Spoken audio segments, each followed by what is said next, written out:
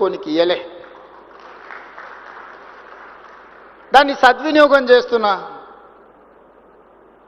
ఈరోజు కేంద్రం నుంచి నేను తీసుకొచ్చిన అనుమతులు మీరు లిస్టు తీసుకోండి, ఎప్పుడైనా అసెంబ్లీలో లిస్ట్ అంతా పెడతా నేను.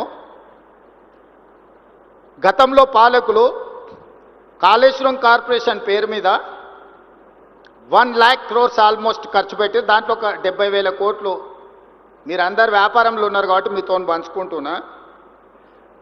12 years టైంకి 11.5% రేట్ ఆఫ్ ఇంట్రెస్ట్లో అప్పులు తీసుకొచ్చి, అసలు ఎవరైనా మన సొంత వ్యాపారం అయితే 11.5% at the rate of 11.5% per annum మనం అప్పులు తెస్తామా?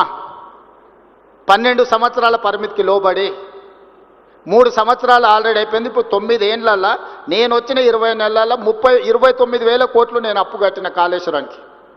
కాళేశ్వరంలో ₹1 నేను ఖర్చు పెడితే నాకు 42 పైసలు రిటర్న్ వస్తుంది. BC ratio, cost benefit ratio చూస్తే ₹1 నేను విద్యుత్కు ఇతర ప్రాజెక్ట్ కాస్ట్కి క్యాపెక్స్ మీద నేను కట్టే ఇంట్రెస్ట్ లెక్కేస్తే ₹1 నేను పెట్టుబడి పెడితే నాకు 42 పైసలు వస్తుంది.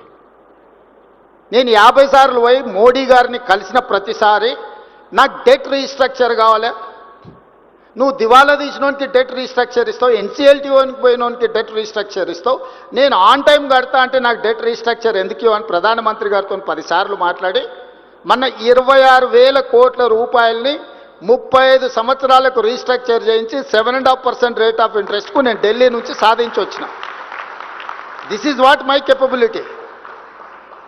That is their capability at the cost of 11.5% interest and 12 years moratorium. Whereas I have requested Prime Minister of India, I have taken permission, they have instructed to financial institutions, 26,000 crores first phase lo 35 years కోసము 7.5% rate of ఇంట్రెస్ట్కు తగ్గించి ఇచ్చారు. నాకు ఎంత ఆర్థిక వెసులుబాటు వచ్చింది, ఇది నా ఇంటికేం రాదే, రాష్ట్ర ప్రజలకు ప్రయోజనం. అట్లా 2 లక్షల కోట్ల గురించి నేను అడుగుతున్న కేంద్ర ప్రభుత్వాన్ని. 35-40 సంవత్సరాల పీరియడ్కు 7.5%కు తగ్గించండి, నాకు ఇది లయబిలిటీ అయిపోయింది, ఈ లయబిలిటీ నేను మొయ్యలేను, ఇది ప్రజల సొమ్ము, ప్రజలకు అన్యాయం చేస్తే కుదరదు అండ్ డెట్ రీస్ట్రక్చర్ కోసం నేను ప్రయత్నం చేస్తున్నా. మీరు వ్యాపారంలో మీకు బ్యాంకు లోన్లు, మిత్తిలు, మీ అప్పులు మీ నెత్తి మీద ఉంటే మీరు వ్యాపారంలో రాణించగలరా? మరి రాష్ట్రాన్ని వెల్ఫేర్ అండ్ డెవలప్మెంట్ స్టేట్ చేయాలంటే నాకు ఇవన్నీ చేయాల్సిన అవసరం ఉంది కదా. ఇవాళ నాకు మెట్రో ఫర్దర్ ఎక్స్పాన్షన్ కావాలంటే కేంద్ర ప్రభుత్వం ఇవ్వాలి. ఇవాళ మొత్తం తెలంగాణలో ఒకే ఒక ఎయిర్పోర్ట్ ఉంది, శంషాబాద్. మీరు ఆంధ్రప్రదేశ్లో ఉండే 6-7